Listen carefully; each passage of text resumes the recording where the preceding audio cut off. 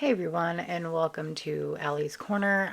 This week, I'm gonna kind of throw in some fandom stuff on top of talking about communication, right? So we're gonna kind of continue the themes of going through. We're gonna we're gonna talk about Stranger Things this week, which I'm super excited about. So, if we look at season one of Stranger Things, there's a huge communication piece, especially when it comes to Steve Harrington's character, and the way that he talks with Nancy, the way that his relationship is with Nancy, and you can see that throughout the entirety of the seasons through season four, and I'm sure it's going to go into season five as well. But it harkens back to who he is as a character, right? So he does not communicate very well. And it comes down to that man has a lot of trauma from his family. He is being told he's not good enough. He needs to work harder. He needs to get into a good college. He needs to do all of this stuff to kind of do with his parents, right? So we also know that he has absent parents. You never see his dad, you never see his mom. He's in a home where he's by himself a lot of the time. His bedroom looks like it was designed by a 6-year-old. It's very clean. It's very like manufactured. Doesn't look like it has any personality or anything realistically in that bedroom of his. So he also writes her a letter asking to go out with her. And in that letter, he confesses his feelings. That man is not allowed to feel when he's at home. He's not allowed to have all of that stuff. He's told he needs to suck it up and be that good boy, right? He needs to make sure that, he can't show emotion. He's got to be a manly man. And it's like, come on. We know in the 80s, like, men were taught that it was not okay to show emotion. We know that it's kind of trickled down into things that men and boys are taught today. They're now more taught to show their emotion and show that they can communicate, but it's kind of things that were trickled down into that generation. He is in that generation of Gen X. So he's going through that time frame. My dad was in the same generation. He's literally born the same year that Steve Harrington is. So with that being said, he's in that same time frame of where men need to be men and girls need to stay home and they can work but they really need to take care of that family. And he has this idea that he wants 6 kids but he doesn't know how to communicate effectively. So he writes Nancy a letter, right? And he tells her he wants to date her, and then it's all about like, can I get in her pants? But he's a horny teenage boy. Like, he's in high school. He's a horny teenage boy at this point. We get it. Hormones rage for teenagers. I understand that. Like, and a lot of society does too. But the other piece of it is like, he knows that she does talk to Jonathan. And Jonathan at that point is kind of labeled the freak. Because he's quiet. He's on the outskirts. He has that camera, right? He goes around taking photos. He kind of hides behind the lens. He has a dad that was super abusive. His mom left him, or Lonnie left. He has a brother, and now his brother has kind of disappeared, and kind of gets made fun of. And like, Nancy has a younger brother that hangs out with Jonathan's younger brother, Will. So they would have more in common than like Nancy and Steve. Steve doesn't have any younger siblings. Nancy has younger siblings. Nancy's the oldest. Nancy has Mike and Holly. Steve is the only child, but Steve is also like the most popular kid in school, the jock, the one that you want to date because that is the stereotypical clique, right? He's also hanging around with Tommy and Carol, who are assholes. Like, they're so mean to people. Like, Carol is so mean. Tommy is kind of a dick, like, but he's a dick because he's a popular kid and he's gonna bully other people. But Carol's just an outright bitch to people. she doesn't like you. She doesn't like you, and she's gonna tell you she doesn't like you, and she's gonna be really fucking mean about it. And so, with that being said, Steve has now learned, because of the people he hangs out with, communication's not that great. You don't want to communicate how you feel. You don't want to communicate to be like, oh, you want to show your feelings and be made fun of for it. Because Tommy would do that, and the friends that he has would ultimately do that for him, right? So they would go through and make fun of him for how he's feeling. So it comes down to the party, right? So he throws a party. His parents aren't home. He has the party where it's Tommy, Carol, him, Nancy, and then they invite Nancy invites Barb. Barb's like, I don't want to go. I don't want to go, and now I want to leave. So they shotgun. They want to leave. They all go into the pool, and then Nancy's like, you can stay here, but I'm gonna go upstairs. Because you know what that leads to. We see it in the bedroom. We see glimpses of it. Nobody knows Jonathan's in the back, going through, because he's looking for Will at this point, right? Will's gone missing. So he's trying to find Will. He's not really peeping on Nancy. He just happens to stumble across them, and hopes to find his brother. He's kind of off in his world, trying to figure shit out. Barb is sitting and dangling her feet in the pool, not knowing Demogorgons are on the loose or the upside down is a thing, all of that. And then Barb bites it, right? Steve and Nancy are upstairs. After that happens, Nancy feels tremendous amounts of guilt. Steve is still trying to pressure her. Well, love me. Be with me. Type deal. And Nancy's shut down. Nancy's like, I miss my friend. I really want to try to help find my friend. And he gets mad that Jonathan has pictures of his property during that time, and sees like Nancy's back in the window. So he gets mad. He breaks Jonathan's camera. Dude, just communicate. Like, all he needed to do was ask Jonathan, hey, why were you around my property? Or why were you around the back of my property? Because the back of Steve's property is kind of facing the woods in Loch Nora. So, like, you know, Will's little cabin buyers or whatever it is like not too far from there and stuff like that. So realistically, he's like trying to find his brother. He's trying to see if, hey, can I find him? Can, you know, we do stuff to make sure that I can find my brother. Because they don't know the Upside Down is a thing yet. They haven't met Elle. So that's not a thing for a lot of the main four of, like, the older characters. Robin hasn't been introduced. Eddie's not there. So we just have Nancy, Steve, and Jonathan. We have the main three of the main four, right? Or five at that point, because Argyle and Jonathan. So we have all of them, but so we have Steve, Jonathan, and Nancy, the three older kids, and Steve just bullies instead of talking to Jonathan, being like, hey, what's going on? He goes, don't take pictures of my girlfriend, and breaks his camera in front of Nancy, instead of just having this conversation of like, hey, we need to talk about it. We need to discuss why this is not okay. Breaks his camera in front of Nancy. What? Excuse me?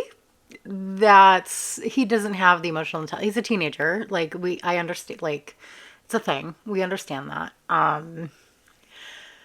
But in the other piece of it, like, his dad doesn't communicate with his mom. Like, his dad goes on business trips. His mom travels with him. Not that she may not want to. She's trying to probably prevent his dad from cheating. Realistically, like, in the canon piece of it, like, his dad is probably a piece of shit. Probably beats his son. You can tell that he's had a ton of concussions, like, after season 1. When he starts transitioning into season 2, like, the concussions start getting worse. Steve's also not an idiot. And I think that's where people start realizing, like, he's got that jock mentality, but that jock mentality is from his dad, and how he grew up. He wasn't allowed to show his feelings, wasn't allowed to show the more feminine side of himself. So when he breaks Jonathan's camera and Tommy's cheering him on, and Nancy's like, what the fuck is going on? And Nancy runs off for Jonathan. He kind of realizes that he's losing his relationships with a lot of people. And then they realize, like, Steve realizes because he goes to Nancy's place that Nancy and Jonathan are a thing. And then Tommy writes, Nancy's a slut, whereas Nancy is a cheater, whatever it is, up on the movie sign, and it's spelt wrong. Like, Steve knows how to spell. Like, Steve's not an idiot. And I think that's where a lot of people come down to it. Like, Steve, when he's writing, when Nancy's helping him before all of this happens, Nancy's helping him writing his essays to get into college and things of that nature. She's helping him write something that is not based on college sports or based on sports in general, and trying to base it on novels and things of that nature. I also like, and this is just based on rewatching and watching it, like watching it and then rewatching it after season 4 has come out. With that being said, Steve, I think, has dyslexia because he can write really well and he's really articulate, but reading is really hard for him. He has a hard time with kind of reading things and going through, and like, you can kind of tell. And the only reason that I say that is because there are some parallels to how my dad's really good at like writing things out and being really like, he's very articulate, can talk really well, can write things out really well. But when it comes to the reading aspect, my father has dyslexia. So it's like, that's another piece, like the reading part. But Steve does really well in school, but he's trying to make himself seem like an idiot because he's a jock. So during that time, like, you didn't want to be too smart as a jock. You didn't want to have the and that's kind of the stereotypical stuff that happens nowadays. Sometimes nowadays, I know when I was in high school, that was kind of what it was. Is like, as someone that did sports, whether it was football, basketball, even baseball, you didn't want those types of people that were into like doing those sports did not want to come across as too smart. So they would make themselves seem dumb or not as smart or not as like, I don't get it. They would do that a lot and like try to make sure that they didn't understand it, but they understood it a hell of a lot better than a lot of other people. I know I struggled with a lot of things math wise, and I would go to a lot of the students that understood it, which were not the students that were straight A's. Like, it was students that were on the football team, or students that were like those cheerleaders, or they were on the basketball team, or they were on the baseball team. And it was those students that were like getting B's and C's, just to present as like, I'm sporty and I'm doing that. And it was a stereotypical thing. And that was like in the early 2000s. So it's kind of a stereotype that's kind of traveled through. But if you are into sports and you need to keep up a grade, please do it. If you have the book smarts to, or the smarts to be able to continue to know that, or have the knowledge to know, don't dumb yourself down for it. And then, so we flash back, right? We go forward. Nancy is a cheater on the billboard. And then Jonathan and Steve get into a fight. Instead of just talking it out, Jonathan and Steve full fisted. Jonathan wins, right? So they don't talk it out. They never actually have a conversation. Steve gets his ass beat, gets another concussion. We also don't know if he's had concussions previously because we don't know Steve's backstory, right? We don't know if he was beat by his dad. We don't know how many times he's been hit in the head previously before that. We know, playing basketball, things of that nature, he may have head bumps, things of that nature. We know he's a swimmer. We know a lot of that stuff, but we don't know more outside of like family life. We don't go into that detail, which I think is super important for his character, because this poor boy at this point, because he's, in school by himself, fending for himself. He's lonely and he's reaching out to people that take him in and hold him close. And he's holding Nancy close, and he's fighting with people that she deems as friends, or even a little bit more than friends. And he's trying to rupture that. And I think that's where the misconnect comes in because he doesn't understand what's happening. At this point, Nancy and Jonathan know about the Upside Down. They're trying to fight Demogorgons. They're trying to get Will back. Like, they know what the hell's happening. And they're trying to do all of this stuff to kind of bring back the things. Nancy's also feeling guilty that Barb's gone, right? So Nancy has survivor's guilt that's happening because she went and decided to sleep with Steve. So there's a communication piece. She doesn't also communicate very well. For a journalist, for someone who writes really well, she does not communicate very well. She's got a lot of the oldest child need to take care of the younger siblings thing going on. Even though you have Karen and Ted who are both there and in her life, Ted is kind of an asshole. So her parents, not very well, and her mom, not very invested in her dad.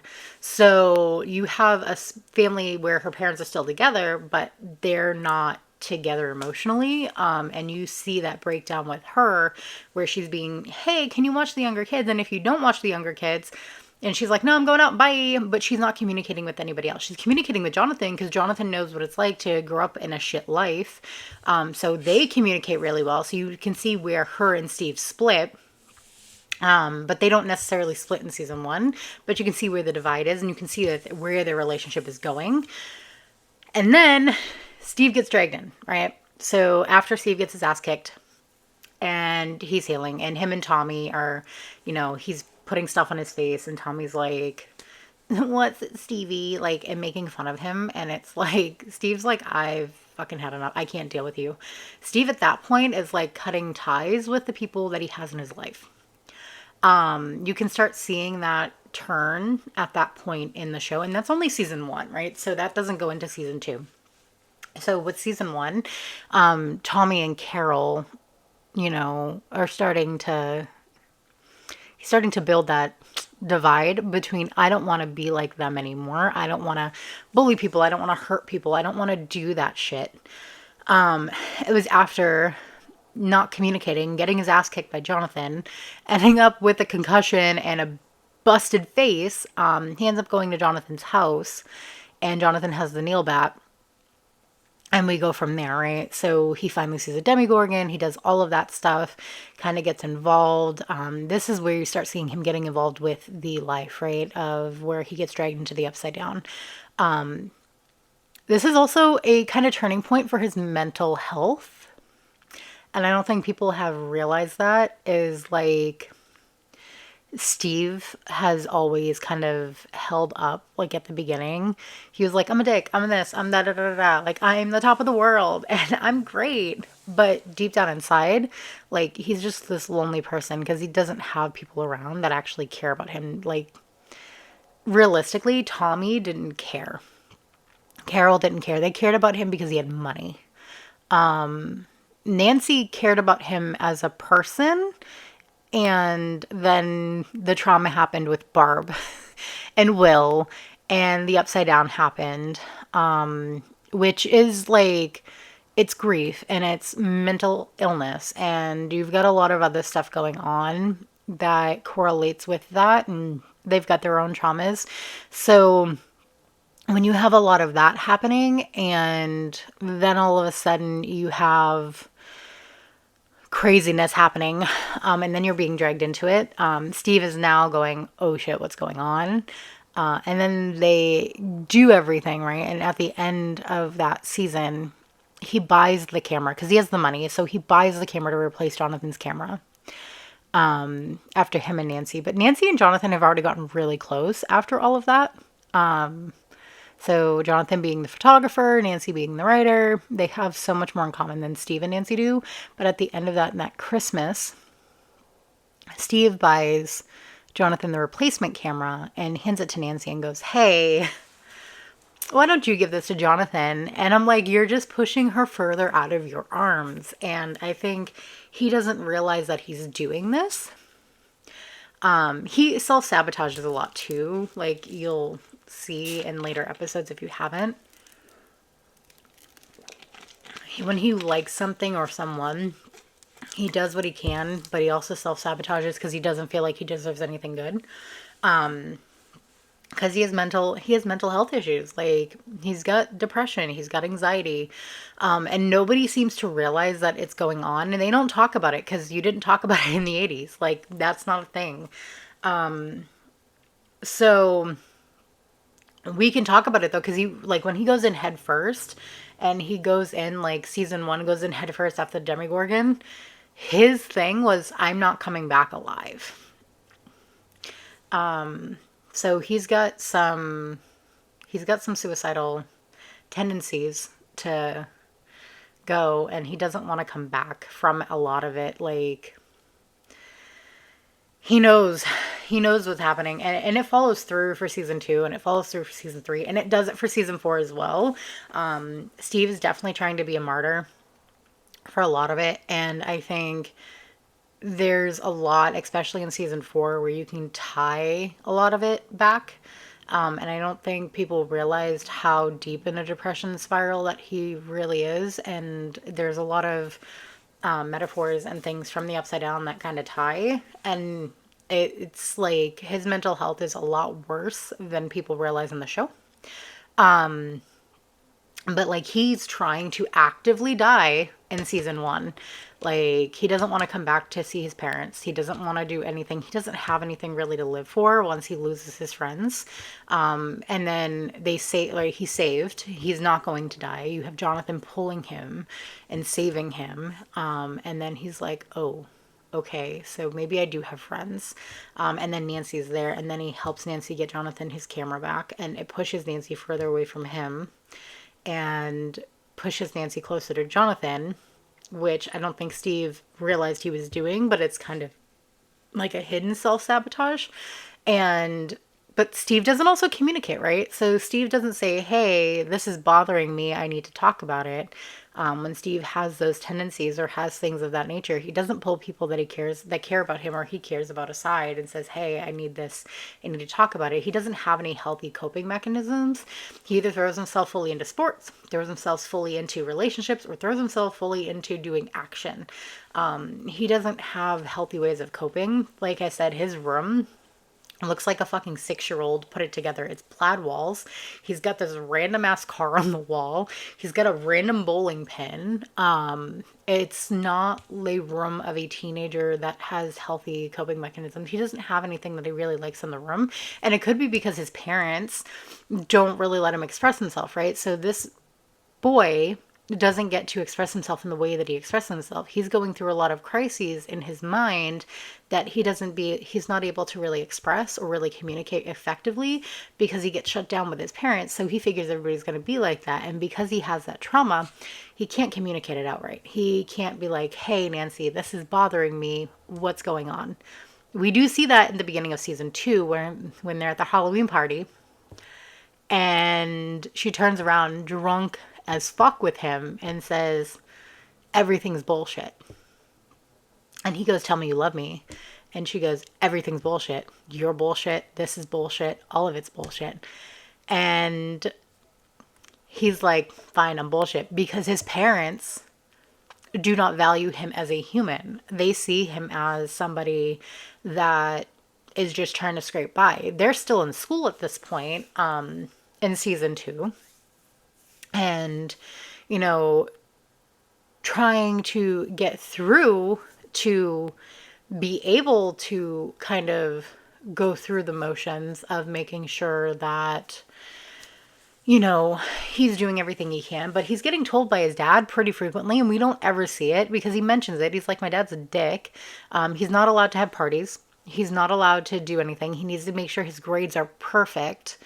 And if it's not perfect, that where he can get into like Yale or Harvard or Princeton, then there's something wrong with him. He's living up to this pressure that he shouldn't have had to be as a teenager. He should be able to live a life, have fun, go out and express himself. And then when Nancy calls him bullshit, he's like, yeah, I am bullshit. He's like, I'm not worthy of any of this.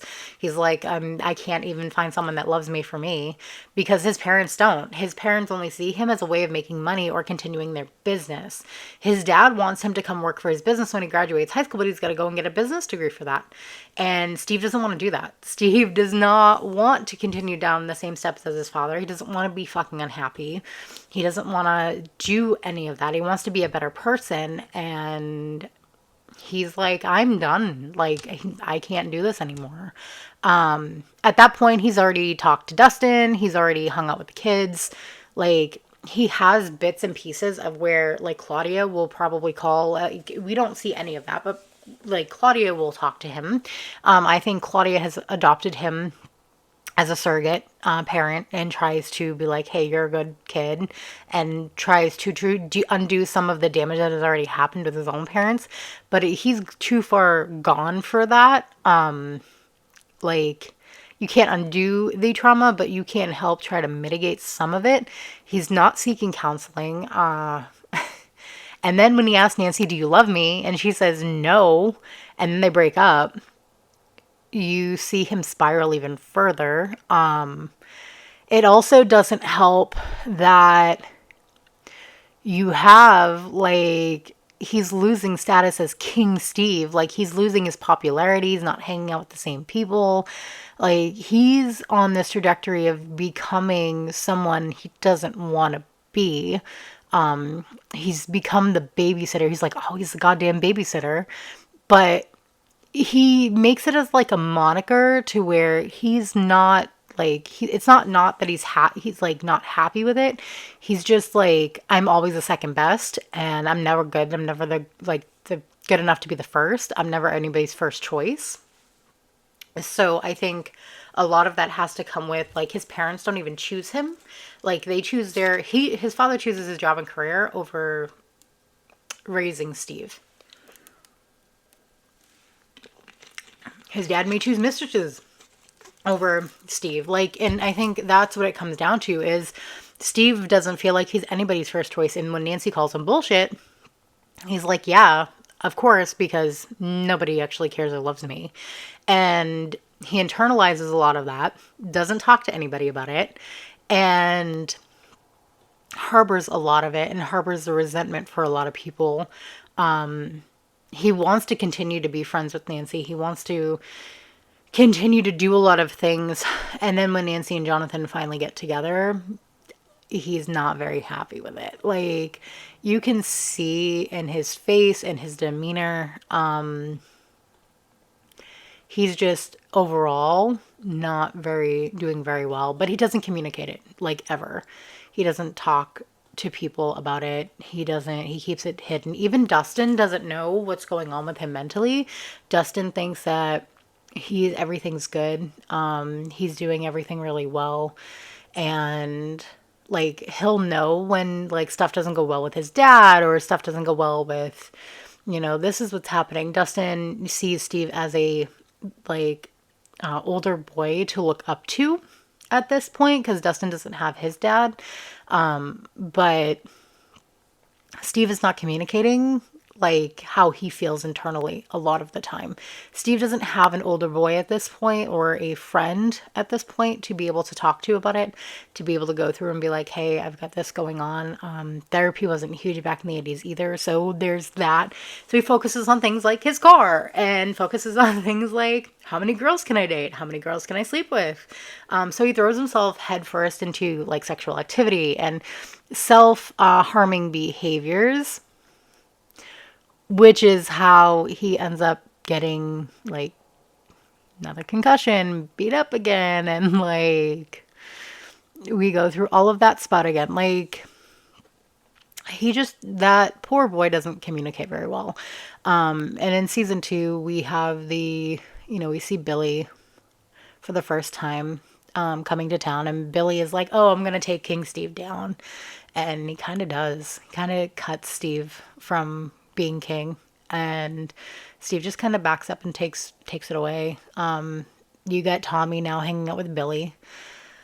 Max is now in the picture with a lot of the kids, and Steve is chaperoning and chauffeuring them around.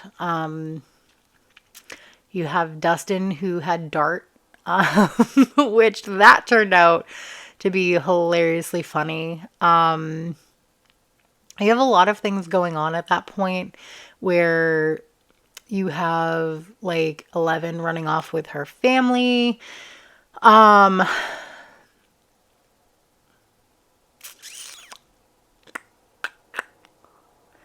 we have what else is happening in season two? Oh, the tunnels underneath. Yeah, Will's connected. So Will comes back. He gets called Zombie Boy a lot. Which, by the way, season two is going to be really important in season five. So that's going to be fun. But you have Will being called Zombie Boy.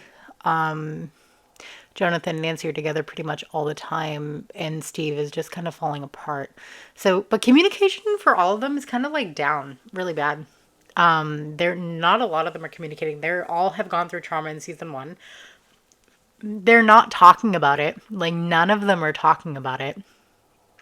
I know they signed NDAs, but like they can all talk about it together and none of them do. They all keep it inside and Nancy is still feeling survivor's guilt.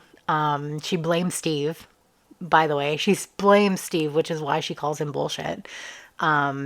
Steve blames himself for everything. And I think this is where we start seeing the change in how every character starts to kind of go through. But you also have new characters that are being introduced, and it's kind of an interesting play on what's happening at that point. Well, and then like Mike and Elle are dating, and then like Max is like, well, we should go have a girls' day. We should do this and we should do that. And like, it's kind of funny just to kind of see her take on that perspective versus like the perspective of like her just kind of being with Mike all the time and the boys. So we have a girl that she's actually introduced to, and they go to the mall and they go and like have fun and like it's a fun time. Like season two is really weird because they go into the tunnels and like Steve's also on a suicide mission at that point. Doesn't care if he comes out alive. Billy beats the shit out of him for trying to protect Lucas because Billy was trying to hurt Lucas. So Steve is protecting the kids. Also doesn't care if he comes out alive at that point. Max scares the shit out of her brother, which is funny. But yeah, they also then drive Billy's or Steve's car. It was Steve's car or was Billy's car? It might have been, I forget which one it was. But they drive the car and Steve's in the back and goes, what's happening? What's going on? Because he's concussed as fuck. Like, he has no idea what's happening because Billy beat the living shit out of him. Like, he should have really gone to the hospital at this point. Like, this guy has had concussions in season one and season two. At this point, he's had two really severe concussions and gotten his ass kicked twice because he doesn't communicate, right? Well, he was saving Lucas, but like the first season, he didn't communicate. So he got his ass kicked. But we also don't know how many concussions he's had prior to season one. So we don't know what's happening. And the more concussions you have, the more damage to the brain you have, the more it changes your personality. So there's also that. It also can cause things like CTE, which is holes in the brain from like concussions that end up being encephalitis. So he's got to watch out for that. And they didn't know about that in the 80s. So he has that, but even before we get to season three. But Steve does not talk about shit. Like, he doesn't communicate. He holds it all inside, hoping that it'll go away. But at this point, he's getting more and more, like, suicidal. Like, he doesn't care if he survives or doesn't survive. And he's doing stuff to put himself in harm's way, whether it's protecting someone or whether it's going down and putting himself in a tunnel where demogorgons are. Whatever is happening, just so he can feel alive. And I think that's where his flaw is. We'll talk more about it in probably an upcoming episode of like season 3 and 4, where it kind of gets more down the line and you'll, in seasons 4 specifically, but he doesn't communicate very well. And he doesn't even talk, like, he's never had after him and Nancy broke up, he never actually had a conversation with her about anything that has ultimately happened. But yeah, this is this week's for Allie's Corner. Stay tuned for next week. We'll continue on with Steve Harrington in season 4 or season 3 and season 4, probably focusing more on season 4. I hope you all have a great rest of your week, and I'll talk to you later.